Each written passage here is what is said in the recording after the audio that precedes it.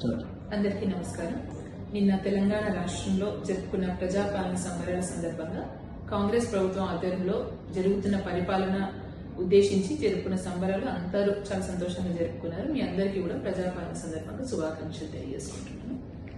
అదేవిధంగా ఈరోజు తెలంగాణ రాష్ట్రమే కాదు దేశం మొత్తం కూడా బీసీల పక్షాన నిలబడుతూ ఇటు సోనియా గాంధీ గారు, రాహుల్ గాంధీ గారు, మల్లికార్జున్ ఖార్గే గారు, వారితో పాటు మన రాష్ట్ర ముఖ్యమంత్రి రేవంత్ రెడ్డి గారు, పిసిసి మహేష్ కుమార్ గౌడ్ గారు, వీళ్ళందరూ కూడా బీసీలకి న్యాయం జరగాలి, వాళ్ళకి రాజ్యాధికారం కల్పించాలనే ఉద్దేశంతో 42% రిజర్వేషన్ కోసం పోరాడుతున్న సందర్భంలో గద్వాల్లో మాత్రం భిన్నంగా నిన్న ఐడిఓసిలో జరిగిన ప్రజాపాలన సంబరాలలో ఒక చిన్న సంఘటన చోటు చేసుకుంది.